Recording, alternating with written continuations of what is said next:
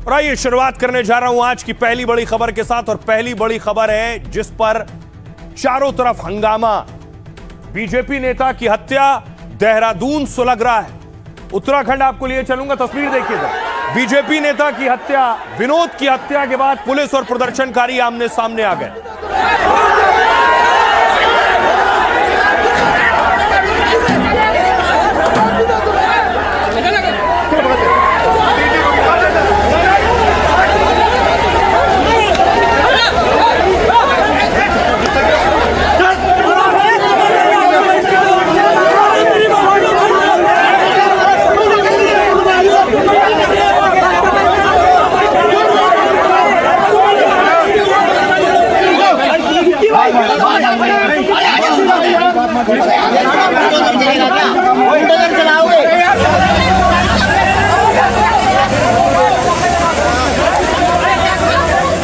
और उसके बाद प्रदर्शनकारी मांग करने लगे कि 1 घंटे के अंदर बुलडोजर चलाओ। आरोपी के घर पर विनोद की हत्या के बाद प्रदर्शनकारी डिमांड कर रहे थे। 1 घंटे के अंदर बुलडोजर उनके घरों पे होना चाहिए। 1 घंटे के अंदर बुलडोजर उनके घरों पे होना चाहिए। 1 घंटे का समय, बिल्कुल निश्चित समय 1 घंटे का। तो गुंडों के साथ खड़े होकर मरवा दे। तुम कहाँ चक्कर में बैठ रहे हैं? ये गुंडों के साथ खड़े होकर मरवा दे। हिंदुओं को ही मारा जाए। मौके पर विधायक पहुंच गए। 1 घंटे के अंदर बुलडोजर उनके घरों पे होना चाहिए। 1 घंटे का समय। और उसके बाद प्रदर्शनकारियों की भारी भीड़, जय श्री राम के नारे लगने शुरू हो गए। विनोद के हत्यारों पर कार्रवाई हो मांग होने लगी।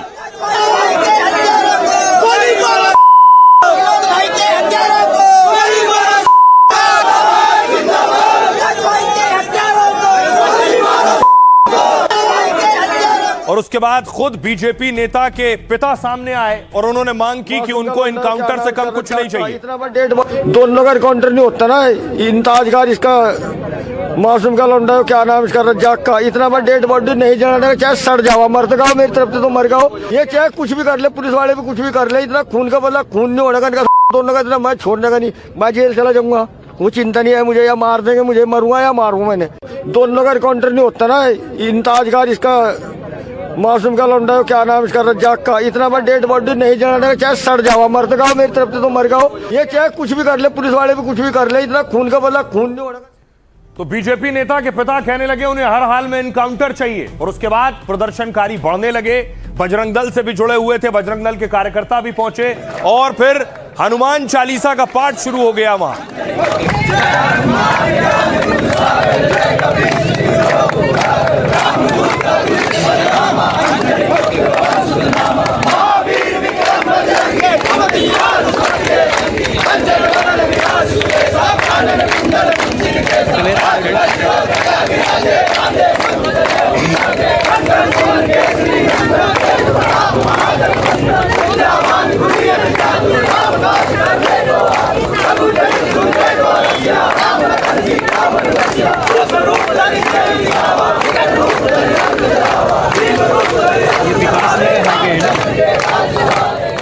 और उसके बाद देखिए प्रदर्शनकारी उग्र हो गए, पत्थर चलाने लगे। पुलिस पर पत्थरबाजी शुरू हो गई, पुलिस भागना शुरू हो गई।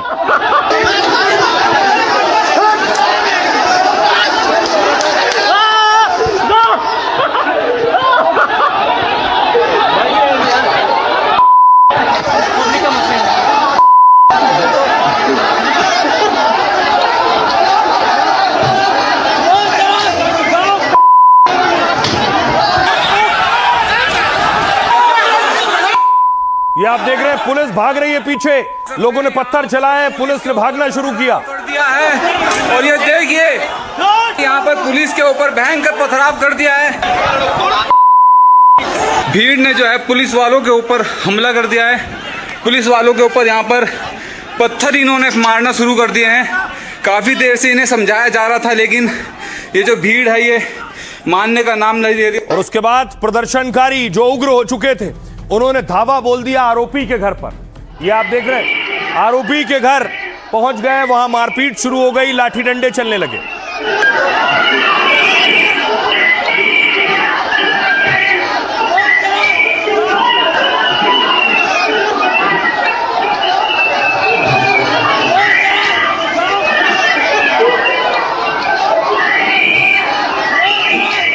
अब देखिए जरा, उसके बाद पुलिस जब पहुंची है मौके पर तो पुलिस और प्रदर्शनकारी आपस में भिड़ गए। पुलिस ने रोका है लोगों को।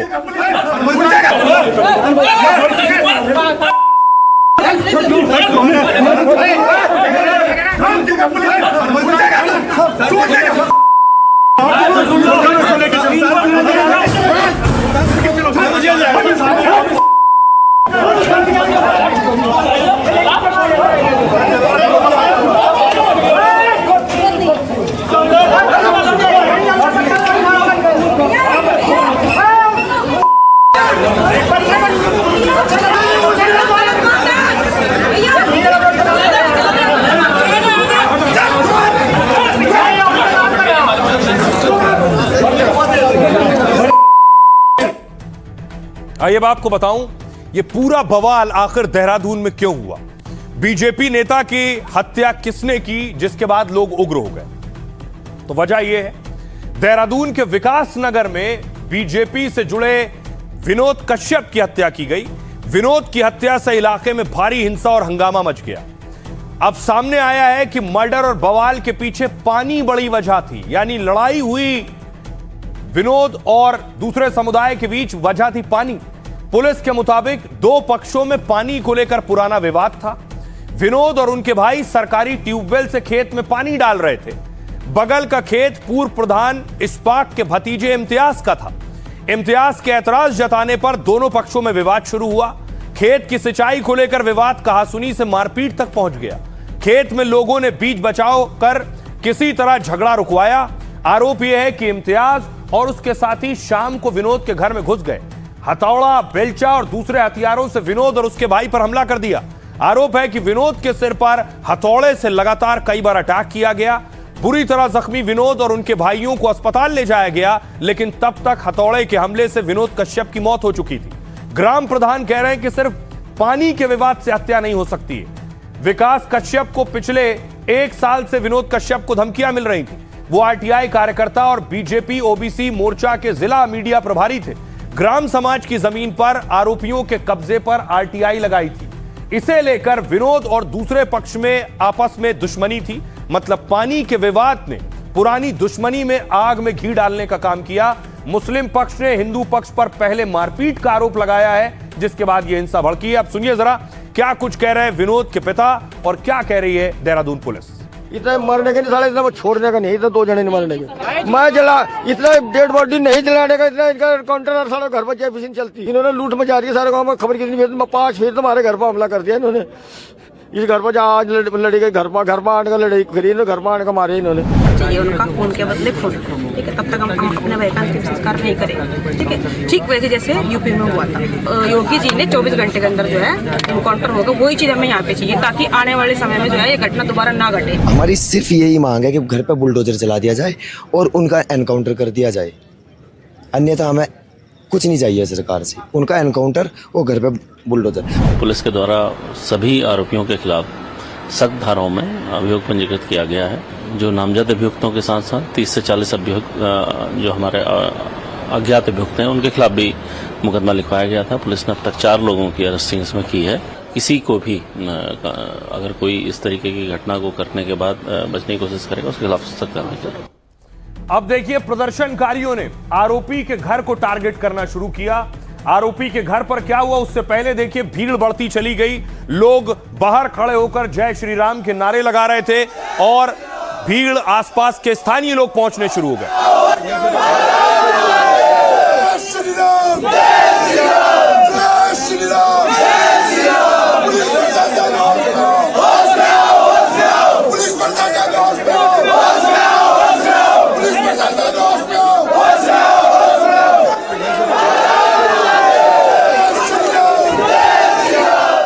और उसके बाद देखिए जरा लोगों ने आरोपियों के घर पर पत्थर चलाने शुरू किए। ये उन लोगों के घर बताए जा रहे हैं जिन पर विनोद की हत्या का आरोप है।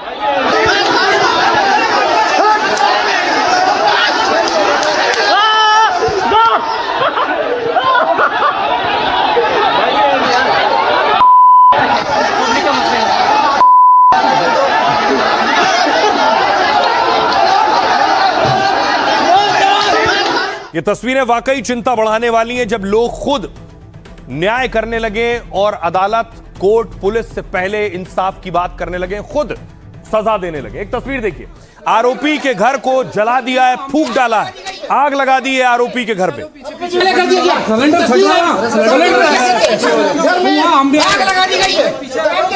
पीछे आ जाओ, पीछे आ जाओ। ये घर है उसका जिसने विनोद की हत्या करी है, उस घर में आग लगा दी गई है। तो तस्वीर है, आग लगा दी गई है। देखिए किस तरह से जो घर है आरोपी का धुआं कर दिया हुआ है। जो धुआं है वो देख सकते कितना विकराल रूप ले चुका है। आप देख रहे हैं आरोपी के घरों पर आग लगाई गई, फूंक दिए गए। न सिर्फ घरों में आग लगाई गई है, बल्कि उनके घरों में जो वाहन खड़े हुए थे, जो बाइक थी, जो गाड़ियां थी, ट्रैक्टर थे, वो भी फूंक दिए गए।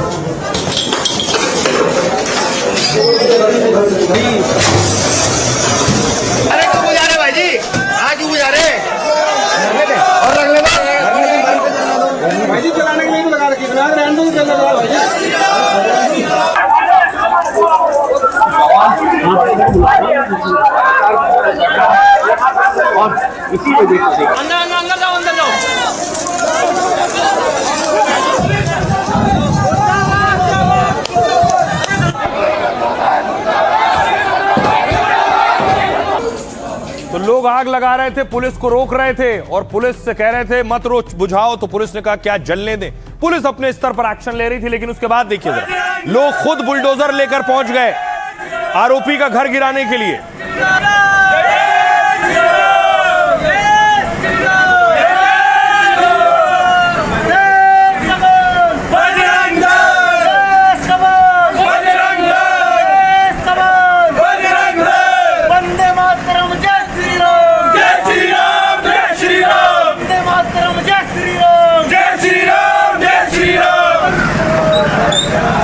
और उसके बाद जब पुलिस पर भी दबाव बढ़ा, क्योंकि लोग बुलडोजर से कम पर तैयार नहीं थे, फिर पुलिस ने एक्शन लेते हुए बुलडोजर मंगवाया और फिर पुलिसिया बुलडोजर पहुंचा घर ढहाने के लिए, बुलडोजर एक्शन के लिए।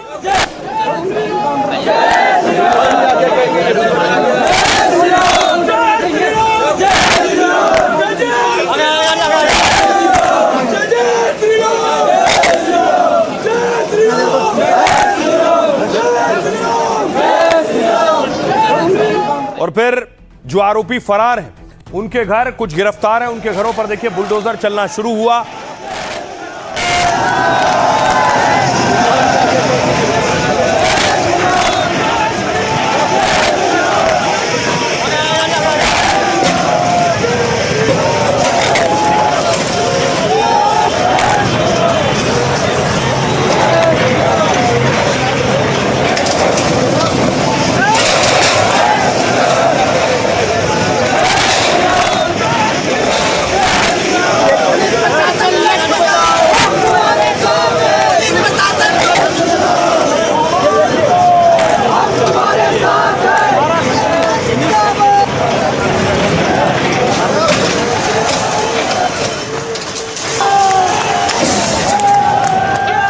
तो इस मामले में एक नहीं कई आरोपी हैं, इसलिए बाकी आरोपियों के घर भी बुलडोजर पहुंचा और वहां भी बुलडोजर चलना शुरू हुआ। लोगों के दबाव में भी पुलिस ने बुलडोजर चलाना शुरू किया।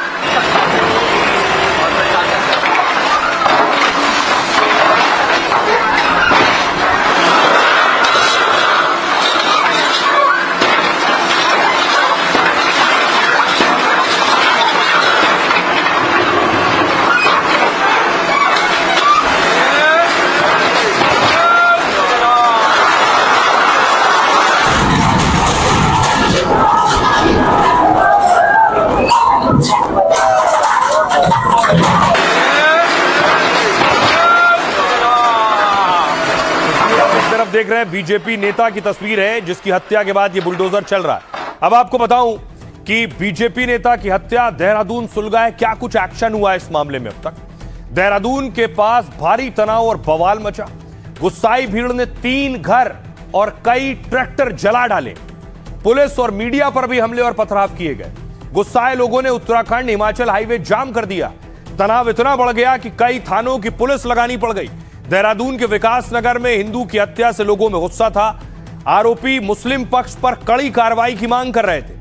पुलिस विनोद मर्डर के मामले में कड़ी कार्रवाई भी कर रही है। 4 आरोपी रज्जाक, सलमान, जावेद और शाहबाज गिरफ्तार किए गए। 30 से 40 आरोपियों पर केस दर्ज कर गिरफ्तारी के लिए 6 टीमें बनाई गई। आरोपियों के खिलाफ धामी सरकार बुलडोजर की कार्रवाई कर रही है। मुख्य आरोपी के घर की बाउंड्री और 2 दुकानों को ध्वस्त कर दिया गया। लेकिन विनोद की मौत से गुस्साए लोग इतनी कार्रवाई से संतुष्ट नहीं। बाकी आरोपियों का घर गिराने के लिए भी उन्होंने अपना बुलडोजर मंगवा लिया, लेकिन पुलिस ने जब बुलडोजर चलाने से रोका तो आरोपियों के घर में आग लगा दी। कड़ी मशक्कत के बाद पुलिस ने किसी तरह आरोपियों के घर जो आग लगी थी उसे बुझाई, लेकिन एक हिंदू के मर्डर पर आरोपियों के मुस्लिम होने से बवाल ज्यादा बढ़ गया है। इस बीच सीएम धामी ने हत्या और हंगामा दोनों पर एक्शन के आदेश दिए हैं। कहा, कानून हाथ में लेने वाले किसी भी अपराधी को बख्शा नहीं जाएगा और दोषियों के खिलाफ कड़ी से कड़ी कानूनी कार्रवाई की जाएगी। आइए अब आपको तस्वीर दिखाऊं कि उसके बाद अभी हालात क्या हैं। यह तस्वीर कुछ वक्त पहले की आप देख रहे हैं। पुलिस ने फ्लैग मार्च किया है लॉ एंड ऑर्डर, कानून व्यवस्था को दुरुस्त करने के लिए, तनाव कम करने के लिए।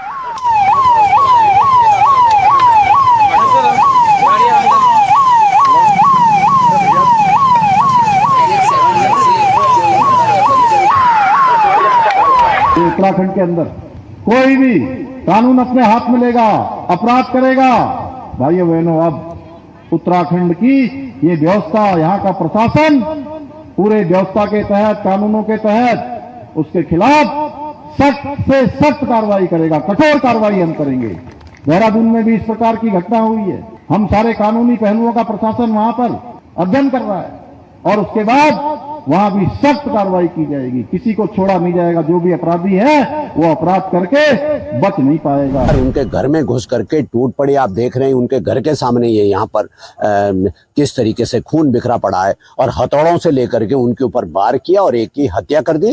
एक एग्जाम्पल सेट करें ऐसे एलिमेंट के लिए। कोई जगह नहीं है, ऐसे लोगों को कोई इस इलाके में कोई जगह नहीं है। इनके खिलाफ बहुत सख्त कार्रवाई की आवश्यकता है और मैं व्यक्तिगत तौर पर भी इस बात के लिए सुनिश्चित करूंगा, थोड़ी सी भी संलिप्तता, थोड़ी सी भी लापरवाही थाने की तरफ से दिखाई देगी तो सब पनिश होंगे। मैं सुनिश्चित करूंगा कि उनको सबको पनिशमेंट मिले। परिवार के साथ बात हुई है। उसके पिताजी इस परिवार में सिर्फ अभी हमारे साथ हैं और उनका यह कहना है कि मुझे सिर्फ मौत के बदले मौत चाहिए। घर में घुस करके लगभग 50 से 60 मुसलमान एक घर में जाते हैं और वो 2 लोगों की हत्या करने की कोशिश करते हैं, जिसमें एक हत्या करने में वो कामयाब हो गए हैं। ये व्यक्ति पहले भी पाठल के साथ कई बार लोगों पर हमला कर चुका है। पूर्व प्रधान जो अभी जो वर्तमान में प्रधान है उन पे भी ये पाठल लेकर के हमला करने का इसने प्रयास किया, लेकिन नाकामी पुलिस प्रशासन की रही कि इसके ऊपर कोई सख्त कार्रवाई नहीं हुई। देहरादून उत्तराखंड के बाद आपको लिए चलते हैं। आज की एक और बहुत बड़ी खबर है। पूरे देश की नजर इस खबर पर थी। टीएमसी में घमासान, विलय का ऐलान। क्या होने जा रहा है तृणमूल कांग्रेस में, उससे पहले देखिए जरा बंगाल में क्या हो रहा है। बंगाल में टीएमसी नेता पर अंडे चल गए, रोज की कहानी हो गई है।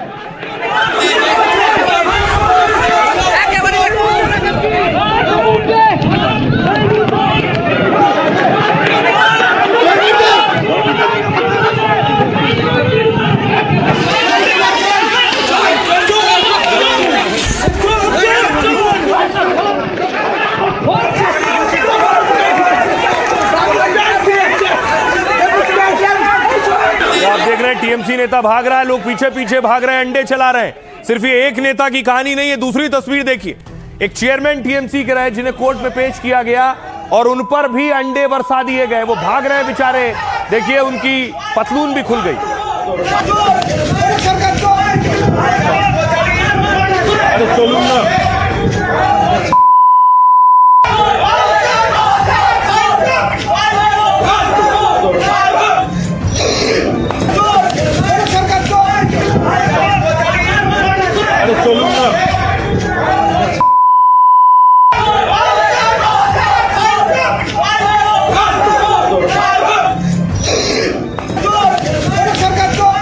अब देखिए, पूर्व एमएलए सब्यसाची दत्ता को देखिए निकाला गया जब पुलिस स्टेशन से, तो अंडों से स्वागत हुआ उनका। बाहर प्रदर्शनकारी अंडे चला रहे थे।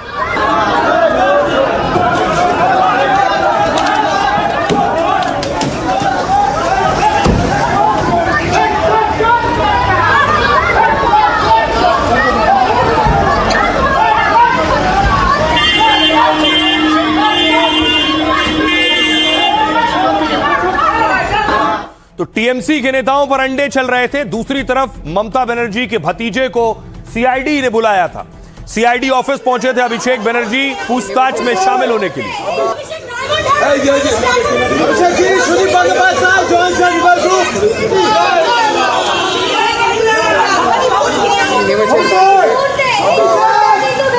तो अभिषेक अकेले नहीं थे सीआईडी ऑफिस में।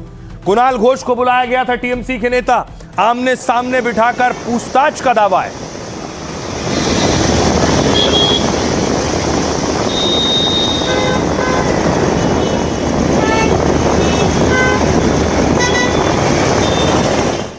पश्चिम बंगाल में सरकार बदलने के बाद सबसे ज्यादा एक्शन हो रहा है। कहीं टीएमसी के नेताओं की गिरफ्तारी हो रही है, कहीं उन पर हमले हो रहे हैं, कहीं टीएमसी में तोड़फोड़ हो रही है। लेकिन शुभेंदु कहां थे आज? शुभेंदु अधिकारी देखिए आज एक बड़ी बैठक कर रहे थे। जब पहुंचे हैं तो भारी भीड़ जुटी है।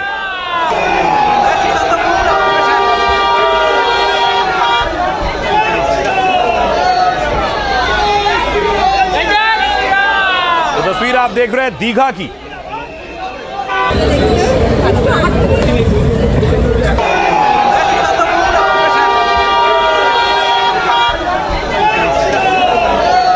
दूसरी तरफ देखिए ममता बनर्जी कहां थी। ममता बनर्जी इन सारे घटनाक्रमों पर नजर है जो कुछ हो रहा है उनकी पार्टी के अंदर। आज उन्होंने बैठक बुलाई थी। टीएमसी के बड़े नेता ममता बनर्जी के घर पहुंचे। सांसद डेरेक ओबरॉय को देख रहे हैं।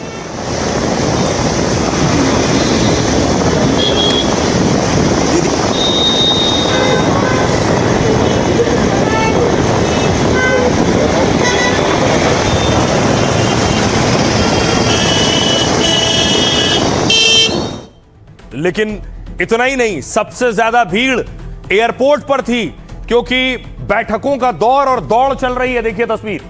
कुछ टीएमसी के नेता दिल्ली से कोलकाता आ रहे थे, कुछ नेता कोलकाता से दिल्ली की फ्लाइट ले रहे थे। एयरपोर्ट पर सबसे ज्यादा हलचल थी। सयानी घोष को आप देख रहे हैं।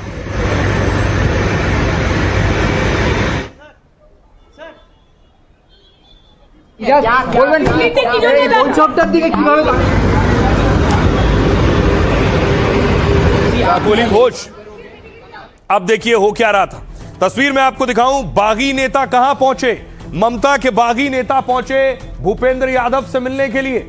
यह तस्वीर आप देख रहे हैं, उनके यहां पहुंचे हैं। और देखिए बागी सांसदों की तस्वीरें देखिए जिसमें यूसुफ पठान भी नजर आ रहे हैं। इस पूरी फेहरिस्त सामने काकोली घोष बैठी हुई है और ये देखिए यूसुफ पठान बैठे हैं। तो बागियों की संख्या लंबी होती चली गई। ये सब ममता बनर्जी के सांसद हैं। और उसके बाद भूपेंद्र यादव से मिलने के बाद, जो कि बीजेपी के प्रभारी थे बंगाल में, उसके बाद पहुंचे स्पीकर से मिलने के लिए। ओम बिरला साहब से मुलाकात की है इन सांसदों ने।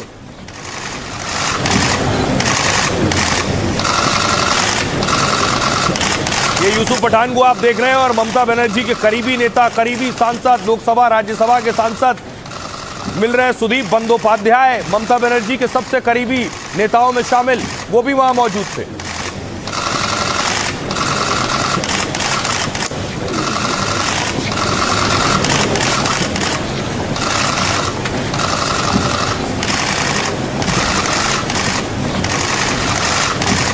और एक तरफ बागी इधर मिल रहे थे ओम बिरला से, दूसरी तरफ टीएमसी ने भी अपने नेताओं को भेजा। यानी ममता का जो धड़ा है अपनी नेता सागरिका घोष और कीर्ति आजाद को भेजा स्पीकर ओम बिरला से मिलने के लिए कि उन बागियों के पहुंचने से पहले हम बातचीत कर लें कि उनकी बात ना सुनी जाए।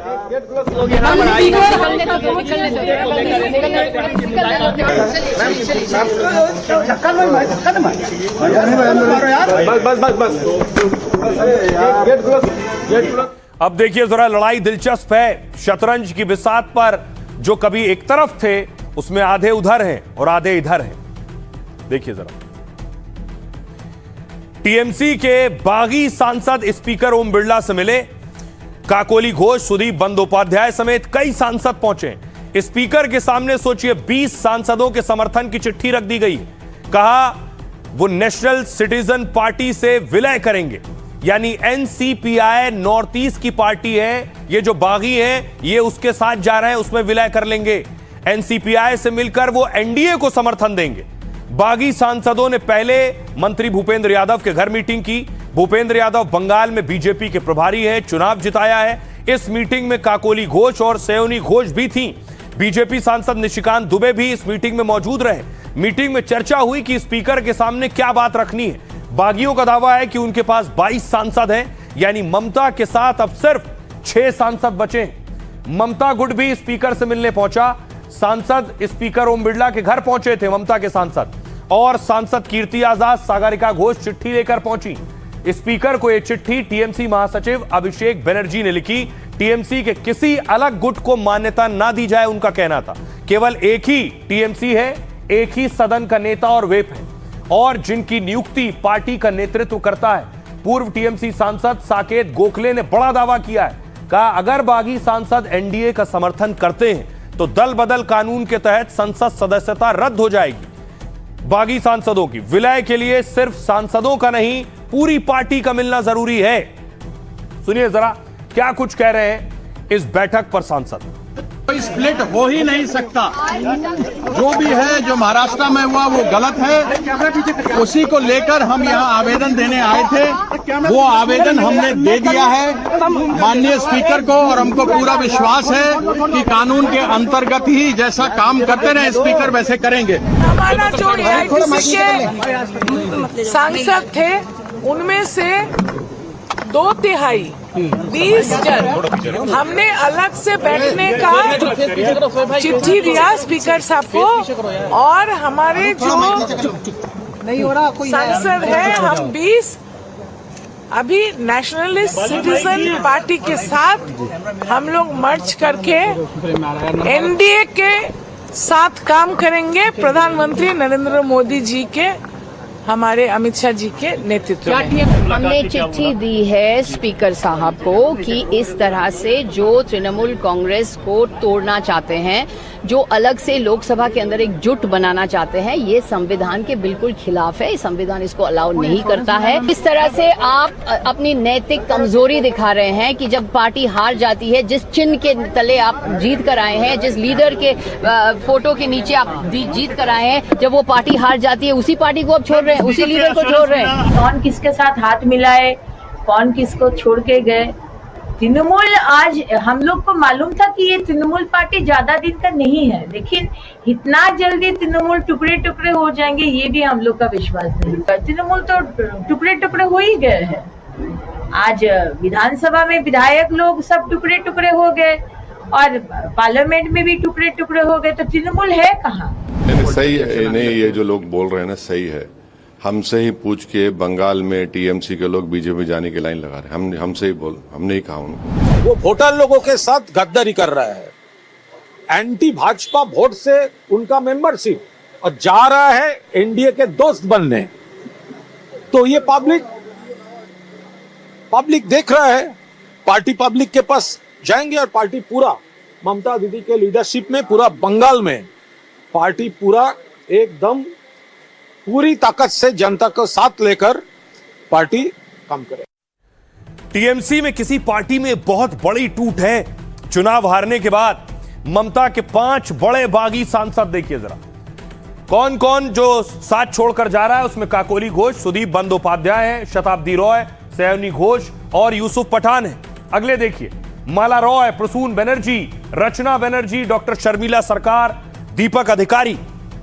अगले नाम देखिए, जून मालिया, उसके बाद है पार्थ भौमिक, बापी हलदर, जगदीश वर्मा और असित कुमार मल। अगले नाम है अरूप चक्रवर्ती, खलीलुर रहमान, अबू ताहिर खान, मिताली बाग और कालीपत सोरेन। लेकिन बड़े नाम कौन से हैं जो बहुत करीबी माने जाते हैं? देखिए, काकोली घोष 4 बार से बारासात से सांसद हैं, एमबीबीएस डॉक्टर हैं, टीएमसी की चीफ व्हिप रही हैं, हाल में टीएमसी के सभी पदों से इस्तीफा दे दिया है और सीएम शुभेंदु के साथ एक बैठक में शामिल हुई। अगला नाम यूसुफ पठान का, पूर्व क्रिकेटर और बहरामपुर से सांसद हैं। पहले ममता से दूरी से इनकार किया था इन्होंने, बाद में बागी गुट का हाथ थाम लिया है। अगला नाम शताब्दी रॉय, 4 बार से वीरभूम से सांसद हैं, लोकसभा में टीएमसी की डिप्टी लीडर, मशहूर अभिनेत्री और ममता की करीबी रही हैं। सयोनी घोष बंगाल की जादवपुर लोकसभा सीट से सांसद हैं, ममता की तरह सफेद साड़ी और हवाई सैंडल पहनती है, तस्वीर देखा होगा आपने। ममता ने उन्हें टीएमसी यूथ विंग का अध्यक्ष बनाया। एक और नाम, बड़ा नाम, सुदीप बंदोपाध्याय ममता के करीबी और सबसे सीनियर टीएमसी सांसद, 6 बार सांसद रहे। सुदीप साहब टीएमसी के संस्थापक सदस्य हैं। सोचिए, वो 4 बार बंगाल से विधायक रह चुके हैं। संस्थापक सदस्य जैसा नेता जब छोड़कर जाए तो बात बहुत गंभीर होती है। सुनिए सियासतदान। मैम सब पता चलेगा आप लोगों को, क्या कुछ होगा, आप लोगों को पता चलेगा। आप तो हमेशा साथ रहने की बात कर रही थी मैम। आप तो हमेशा साथ रहने की बात कर रही थी। देखिए, मैं आपको जवाब नहीं दूंगी, मैं जवाब सिर्फ अपने क्षेत्र के लोगों को। जो इस तृणमूल कांग्रेस और अभिषेक बनर्जी के थ्रेट कल्चर के अंडर में थे, अब क्योंकि बंगाल से भय कट गया है, परिवर्तन हो गया है, सब खुल के बाहर आ रहा है। और एक सांसद का भी तो हक होता है कि वो अपनी बात रखे।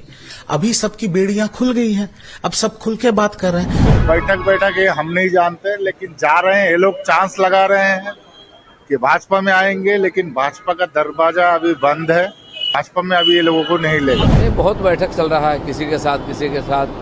देखिए नतीजा क्या आता है, पार्लियामेंट में देखा जाएगा क्या होता है, और निर्णय माननीय स्पीकर ही लेंगे इस विषय पर। क्या 1200 करोड़ की लड़ाई चल रही है?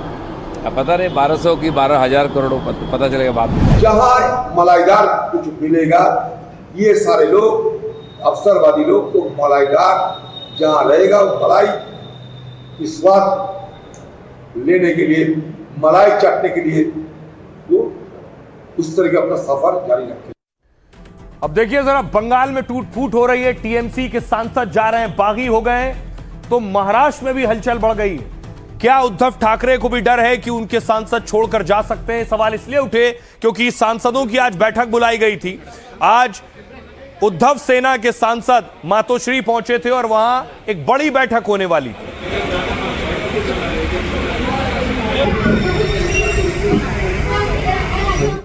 अब देखिए जरा, ये कयास क्यों लगाए जा रहे हैं कि उद्धव के सांसद उनका साथ छोड़ सकते हैं?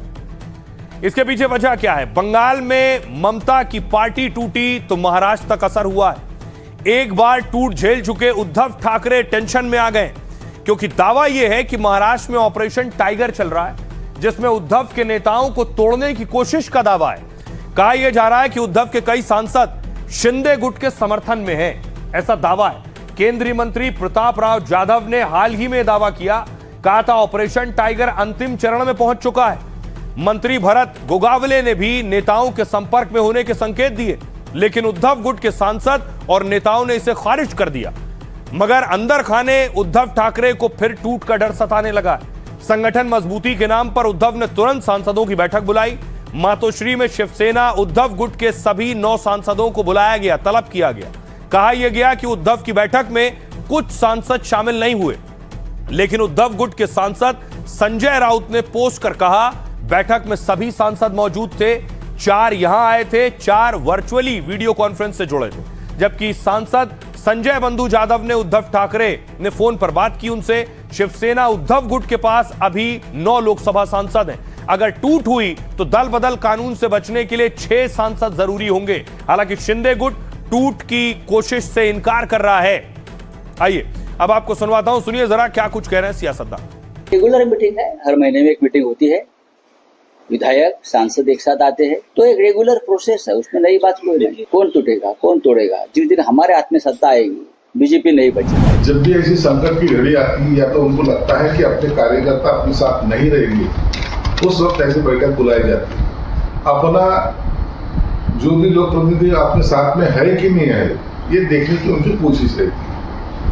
कभी कार्यकर्ताओं से बात न करना, उनको कभी नहीं बुलाना, कभी उनके काम में नहीं आना, ये उद्धव की खासियत है। हम 4 तो यहाँ, बाकी लोग जो भी थे उनके घर में सब।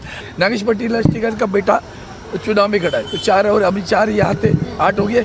9वां हमारा संजय बंधु जाधव, उनसे साहब के सामने बात हुई, और क्या करूँ? इसको भी पार्टी छोड़ के दूसरे पार्टी में जाना है तो पहले इस्तीफा दीजिए, चुन के आइए उनके टिकट के ऊपर, और फिर जाइए।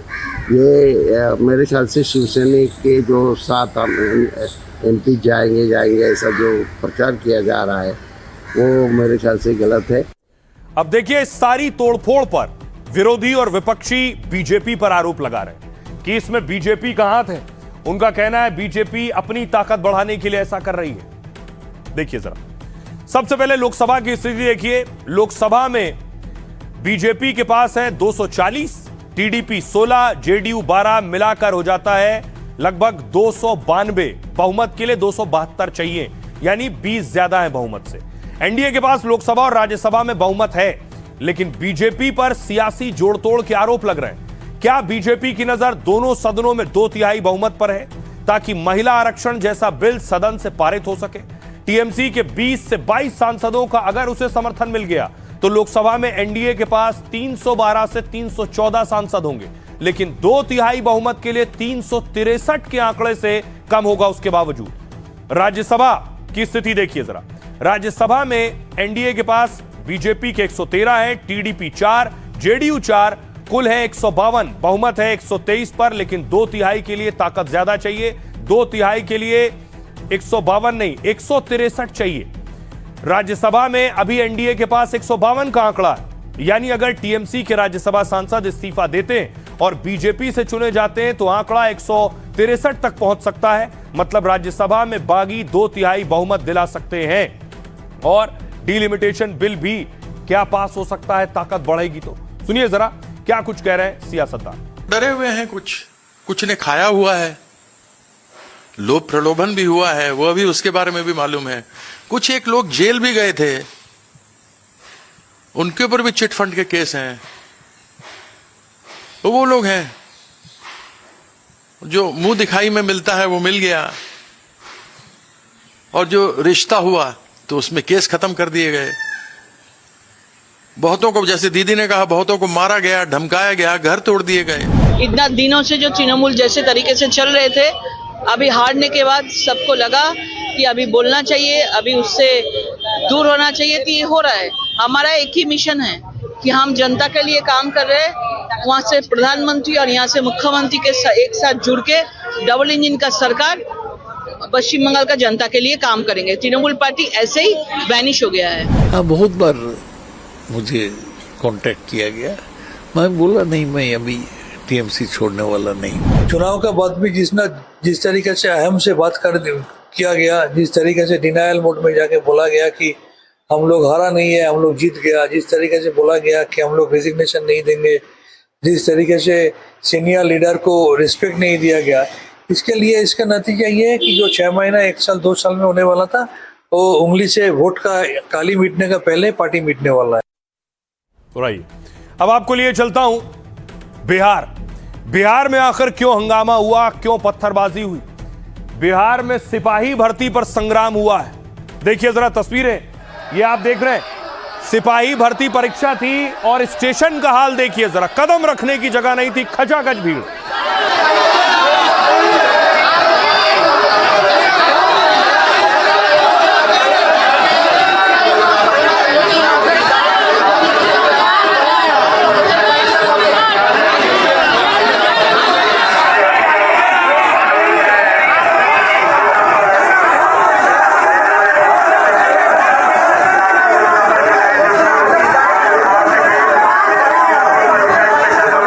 और जब भीड़ बढ़ती जा रही थी तो परीक्षार्थियों ने देखिए ट्रेन रोक दी है। ट्रेन के आगे खड़े हो गए हैं, चारों तरफ से ट्रेन को घेर लिया है।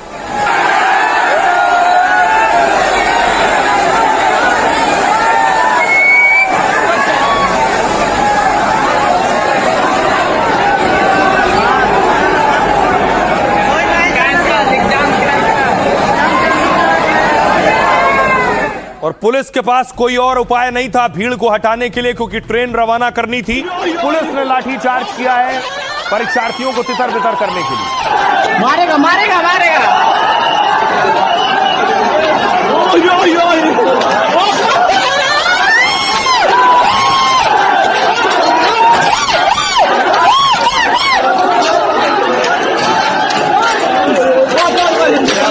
पत्थरबाजी शुरू हुई और उसके बाद देखिए जरा, पत्थर चल रहे हैं। जो छात्र थे, जो एग्जाम देने जा रहे थे, वो पत्थर चलाने लगे।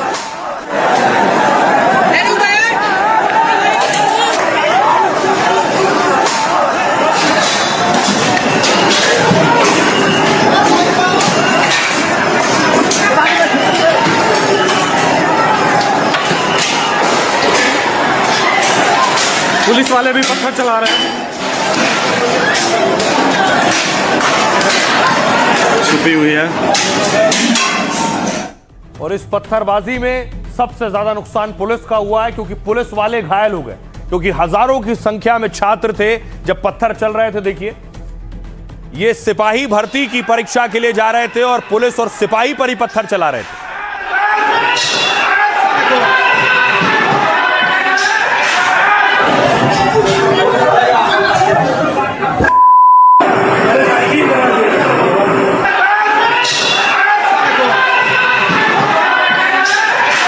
और उसके बाद देखिए, पुलिस ने आंसू गैस के गोले दागने शुरू किए। पुलिस के पास कोई और विकल्प नहीं था। रात को यह प्रदर्शन शुरू हुआ। देखिए, जब सूरज निकला है, कुछ रोशनी हुई, तब पुलिस ने एक्शन लिया।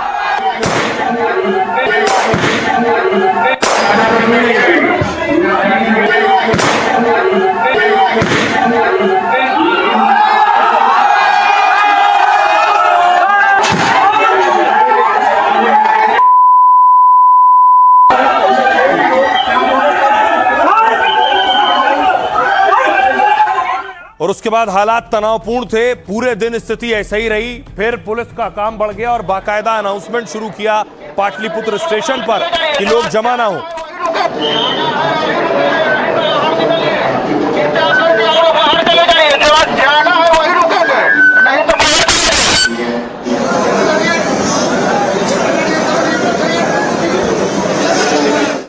और आइए अब आपको बताऊं कि आखिर पाटलिपुत्र स्टेशन पर यह सारा बवाल क्यों हुआ, क्यों पत्थरबाजी हुई, किसने पत्थर चलाए और अब पुलिस क्या एक्शन ले रही। देखिए जरा, पटना के पाटलिपुत्र स्टेशन पर बवाल उस वक्त शुरू हुआ जब सिपाही भर्ती परीक्षा के हजारों अभ्यर्थी स्टेशन पहुंचे।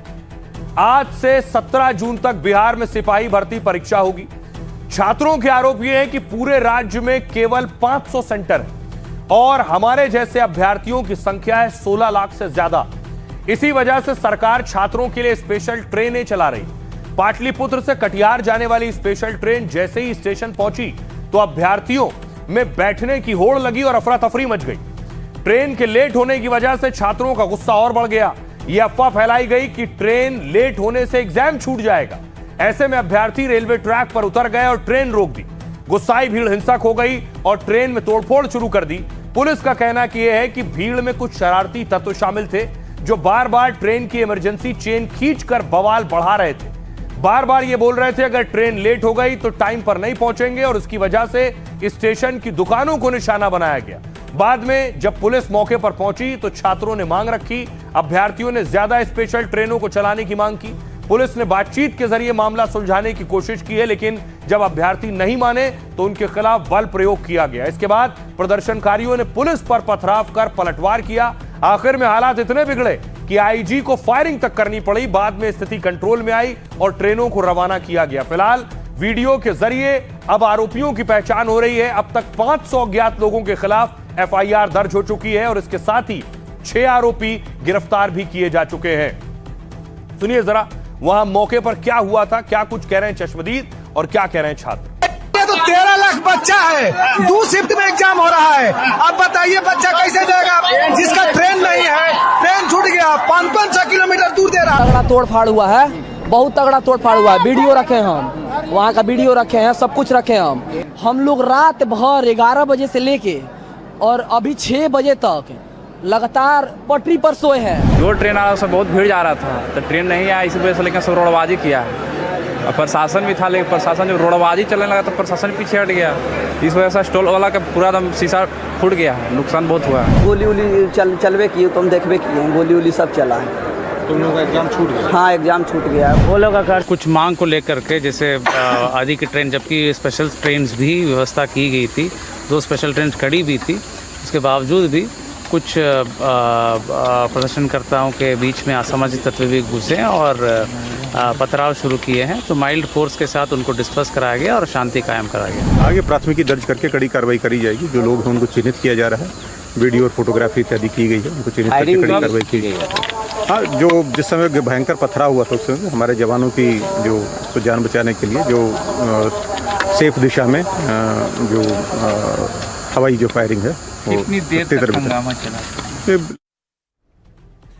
तो बिहार में यह बवाल हुआ और बिहार से एक और बड़ी खबर आई। पिछले दिनों खान सर सुर्खियों में थे। खान सर की कोचिंग के बाहर गोलियां चली। आज हिंसा करने का जो आरोपी था उसकी संदिग्ध स्थिति में मौत हो गई। ये तस्वीरें आप देख रहे हैं खान सर के कोचिंग के बाहर मारपीट हुई थी, मारपीट के बाद गोलियां चली थी। और जिस शख्स को आप देख रहे हैं सामने दूसरी तस्वीर में खान सर के सामने, इसका नाम है प्रिंस। प्रिंस पर हिंसा का आरोप था और ये जो प्रिंस है, ये प्रिंस जो रोशन सर हैं, रोशन आनंद जिनकी गिरफ्तारी हुई है, उनका भाई है। देख रहे हैं ये प्रिंस, ये रोशन आनंद। अब हुआ ये है कि प्रिंस की मौत हो गई। दरअसल प्रिंस पर आरोप था इस हिंसा में शामिल होने का, प्रिंस पर आरोप था मारपीट करने का। प्रिंस फरार था और भागकर चला गया था नेपाल।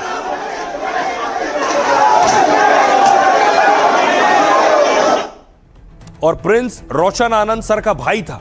अब देखिए जरा, रोशन आनंद सर के घर पर मातम पसरा है। प्रिंस फरार चल रहा था, नेपाल में था, पुलिस ढूंढ रही थी और उसकी मौत हो गई संदिग्ध परिस्थितियों में।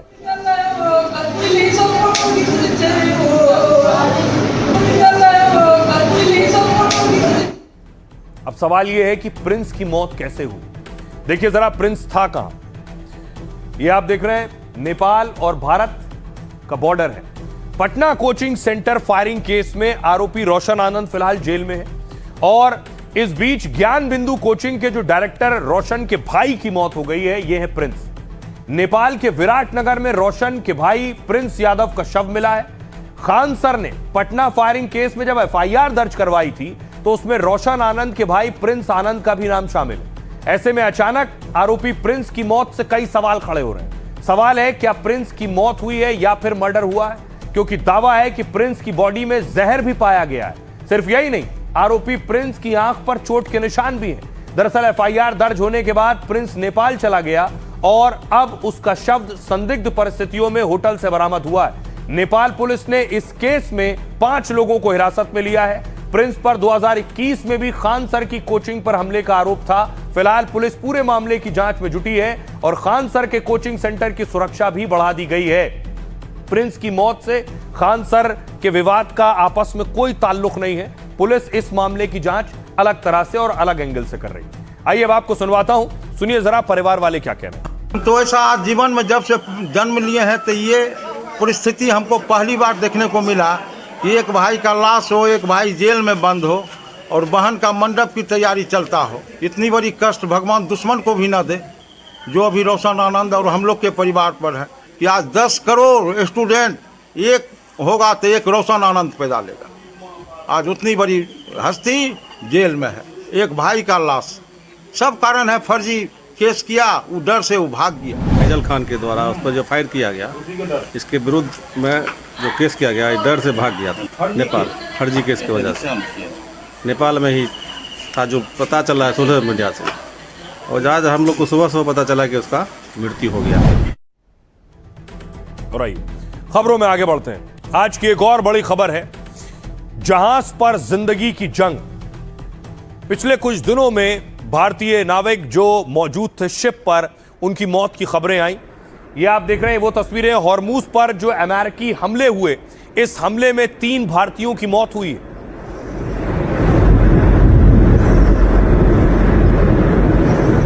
अब इस पर सियासत भी हो रही है। भारत ने भी अपना गुस्सा, अपनी प्रतिक्रिया अमेरिका पर जाहिर की है, लेकिन उस पर अब सवाल उठ रहे हैं। ओमान तट पर जहाज में हमले से जिन 3 भारतीयों की जान गई, उनकी मौत का मामला भारत से अमेरिका तक तूल पकड़ रहा है। विपक्ष सवाल उठा रहा है जबकि सरकार एक्शन का दावा कर रही है। पहले भारत ने अमेरिकी कार्यवाहक राजदूत को 2 बार तलब किया, उसके बाद मोदी के मंत्री ने अमेरिकी विदेश मंत्री को फोन मिलाया। विदेश मंत्री एस जयशंकर ने जहाजों पर हमले पर आपत्ति जताई। जयशंकर ने कहा ऐसी घातक कार्रवाई किसी तरह से ठीक नहीं है, लेकिन दावे के मुताबिक अमेरिका का कहना है कि नाकेबंदी ना तोड़ें। रूबियो ने कहा कि हॉर्मूज में नाकेबंदी का उल्लंघन बर्दाश्त नहीं है। रिपोर्ट के मुताबिक प्रतिबंधों का पालन सभी जहाजों को करना होगा। इसके बाद तो देश में इस मुद्दे ने सियासी रुख अख्तियार कर लिया। कांग्रेस सांसद राहुल गांधी ने सरकार के एक्शन पर सवाल उठाए। अमेरिकी हमलों में 3 भारतीय नाविकों की हत्या के चंद दिन बाद न अफसोस न माफी, उल्टा अमेरिका ने आदेश देना जारी रखा है। राहुल गांधी ने कहा एक आजाद देश ऐसी भाषा कभी नहीं सहेगा। सपा अध्यक्ष अखिलेश यादव ने भी पीएम मोदी से मांग की है। कहा जब आप जाएं तो उन्हें कहें कि हमारे ऊपर टैरिफ कम करें, लेकिन हमारे नाविकों पर हमला तो हम कोई भी टैरिफ नहीं देंगे। दरअसल खाड़ी क्षेत्र में कई जहाजों में 18,000 से ज्यादा भारतीय नाविक हैं। हॉर्मूज में करीब 13 भारतीय जहाज फंसे हुए, जिसमें 562 भारतीय नाविक सवार हैं। सुनिए जरा, जो एक वीडियो वायरल है जिसमें जहाज में भारतीय नाविक फंसे हुए, क्या कहना है सुनिए। हम लोग ईरान में ही है, माहौल इतना खराब है, सिर्फ इंडियन शिपों पे अटैक हो रहा है। क्यों भाई, आप एक दूसरे का लड़ाई हमको बीच में क्यों ला रहे हो? हम कोई मिलिट्री आर्मी थोड़ी ना है कि हमको ट्रेनिंग मिला लड़ने के लिए। हम सीफेरर हैं यार, देश की इकोनॉमी बढ़ा रहे, बिजनेस को बिजनेस बढ़ावा दे रहे, ऑयल ला रहे, तो हमारे ऊपर अटैक क्यों कर रहे हो आप लोग? क्या गलती है हमारा भाई? हम मिलिट्री नहीं, हम सीफेरर हैं, कॉन्ट्रैक्ट बेस पे जहाज पे आते हैं काम करने के लिए, और तुम हमको टारगेट कर रहे हो, मार रहे हो। क्या हम लोगों की क्या गलती है? इंडियन सीफेरर 13 लाख है और अटैक अभी कंटिन्यू हो रहा है। अभी कल एक शिप पे अटैक हुआ, उस शिप पे मैंने काम किया था भाई, मैंने कैप्टन साहब से बात किया, बोला उन्होंने वार्निंग दिया और डायरेक्ट मिसाइल डाल दिया ओमान में। तो उनकी क्या गलती थी और वो सीफेरर की क्या गलती थी? हम लोग को क्यों बीच में घसीट रहे हो भाई? हम 13 लाख सीफेरर्स हैं, हमें किसी की जरूरत नहीं है, हम सिर्फ एक दूसरे की आवाज उठा सकते हैं, उसके लिए हम लोग पर्याप्त हैं, काफी हैं, ठीक है ना। सो लास्ट में सिर्फ सवाल इतना है कि सिर्फ इंडियन सीफेरर्स क्यों, सिर्फ और सिर्फ इंडियन सीफेरर्स नहीं, कोई और क्यों नहीं, सिर्फ और सिर्फ इंडियन सीफेरर्स को क्यों अटैक किया जा रहा है, क्यों टारगेट किया जा रहा है? मुझे खुशी होगी कि हमारे देश की सरकार जब जाए और दुनिया के जहां लीडर्स और अमेरिका के राष्ट्रपति मिले तो वहां पर टैरिफ खत्म करने का आह्वान करें कि अगर हमारे किसी भी पानी के जहाज में आने वाले लोगों की जान जाएगी तो हम कोई भी टैरिफ स्वीकार नहीं कर सकते। अब आपको बताऊं, बात नाविकों की हो रही है तो एक और तस्वीर सामने आई है जिसमें एक नाविक का शव आया है, लेकिन अब उस पर सवाल उठ रहे हैं। ये पूरा मामला ओमान के पास खड़े MT सेलेस्टियल जहाज का है। उसी जहाज में तमिलनाडु के रहने वाले निशांत उर्थ नाथन भी थे। 35 साल के सेकंड ऑफिसर निशांत की 8 जून को तबीयत बिगड़ी, लेकिन उन्हें जहाज में न बेहतर इलाज मिला न बाहर ले जाया गया, जिसके 3 दिन बाद निशांत की 11 जून की शाम को मौत हो गई। लेकिन अब शव खराब होने लगा क्योंकि उसे रखने के इंतजाम नहीं, इसलिए शव को बचाने के लिए ठंडे पानी की बोतल से ढका गया है। जहाज के कैप्टन और साथियों ने यह पीड़ा बताते हुए वीडियो बनाया। भारतीय नाविकों के संगठन FSUI ने यह वीडियो जारी किया है। कहा है कि शिप के मालिक की लापरवाही से निशांत की मौत हुई है, मदद में देरी और शव लाने का भी इंतजाम नहीं किया गया। पूछा क्या एक भारतीय नाविक की जान की कीमत सिर्फ 2473 थी? यह रकम दुक्कम बंदरगाह पर मेडिकल वीजा या निकासी के लिए थी। इस मामले में कांग्रेस सांसद राहुल गांधी ने भी सरकार पर सवाल उठाए। कहा मोदी के राज में एक भारतीय होने का मतलब दुर्गति है, विदेशी ताकत हमारे नागरिकों को मारती है लेकिन सरकार चुप है, और तो और हमारे नागरिक सड़ने के लिए छोड़ दिए जाते हैं। निशांत के शव पर राहुल ने कहा इस भारतीय को घर लाइए अभी। इस बीच ओमान में भारतीय दूतावास ने मदद का भरोसा दिया है। कहा हम जहाज प्रबंधन कंपनी और सभी पक्षों के संपर्क में हैं, शव को जल्द भारत लाने के जरूरी इंतजाम किए जा रहे हैं। आइए आपको सुनवाता हूं, सुनिए जरा निशांत की पत्नी क्या कह रही है। मैं भारत सरकार से गुजारिश करती हूं कि मेरे पति की मौत के मामले पर ध्यान दे। मैं अपने पति का शव देखना चाहती हूं। मैं अपने पति की मौत के लिए इंसाफ चाहती हूं। साथ ही मेरा एक 8 महीने का बच्चा और एक 3 साल की बेटी है। अभी मुझे समझ नहीं आ रहा कि अपने दोनों बच्चों की जिंदगी के लिए आगे क्या करूं। हमें कंपनी की तरफ से मेरे पति की मौत के बारे में कोई आधिकारिक बयान नहीं मिला। मैं सरकार से विनती करती हूं कि मेरे परिवार के लिए रोजगार का कोई पक्का जरिया उपलब्ध कराए। आइए अब एक और खबर है। उस खबर के बाद से बवाल मचा हुआ है। मेडिकल ट्रीटमेंट पर भी सवाल उठ रहे हैं। खबर यह है कि IVF से बच्चा नहीं मिला, माता पिता से DNA यानी IVF से बच्चे हुए इनको, इस दंपत्ति को, लेकिन इनका DNA उस बच्चे के साथ मैच नहीं कर रहा है। ये वो माता पिता हैं जिन्होंने IVF ट्रीटमेंट लिया था, उसके बाद बच्चों का DNA कराया गया।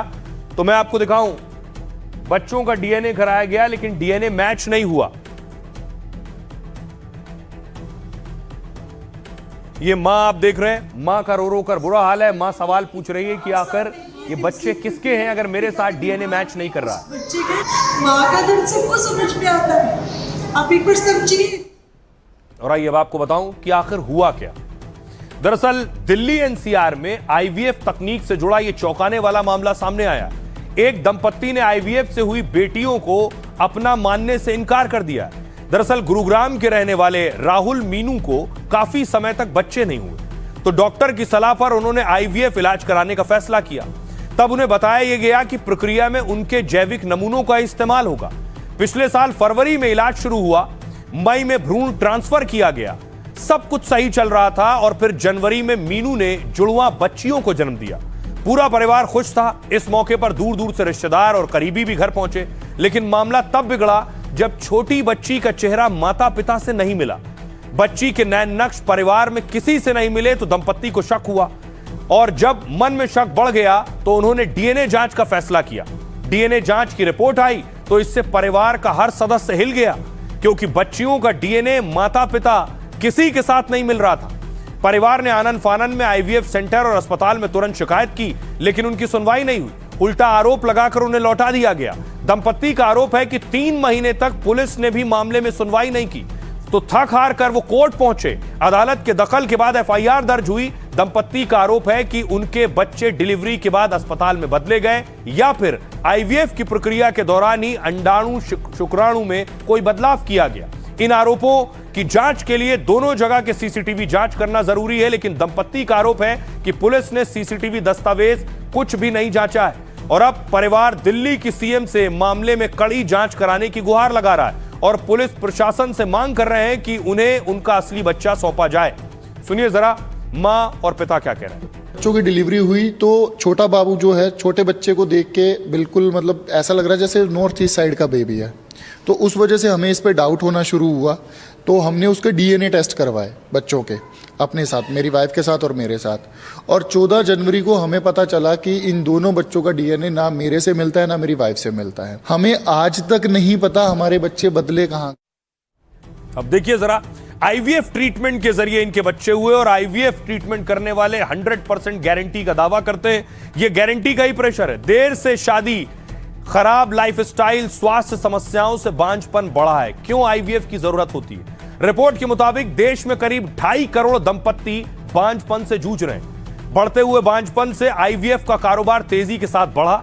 साल 2020 में भारत में आईवीएफ बिजनेस लगभग 664 करोड़ का था 2020 में। रिपोर्ट के मुताबिक 2025 तक आईवीएफ मार्केट 12,000 करोड़ रुपए पहुंच गया और अब 2034 तक 41,000 करोड़ तक पहुंचने का अनुमान है। भारत में हर साल लगभग 2 से 2.5 लाख लोग आईवीएफ इलाज करवा रहे हैं। देश के बेसिक आईवीएफ सेंटर पर खर्च 90,000 से 2.5 लाख तक आता है। हालांकि यह खर्च अस्पताल आईवीएफ सेंटर के हिसाब से और ज्यादा बढ़ जाता है, जबकि बड़े शहरों में यही खर्च 4 लाख से 10 लाख रुपए तक पहुंच जाता है। बांझपन से जूझते दंपत्तियों के लिए आईवीएफ ज्यादातर मददगार साबित होता है। हालांकि आईवीएफ इलाज में भी फायदे की 100% गारंटी नहीं होती है। फिलहाल भारत में आईवीएफ का बिजनेस तेजी के साथ बढ़ रहा है और यही वजह है कि बिजनेस बढ़ रहा है, पैसा है और 100% ट्रीटमेंट की गारंटी है, इसलिए इस तरह के मामले भी सामने आ रहे हैं। बहरहाल फिलहाल आज के लिए इतना ही। आप अपना और अपनों का बहुत बहुत ख्याल रखिए। रुक रहे हैं एक ब्रेक के लिए।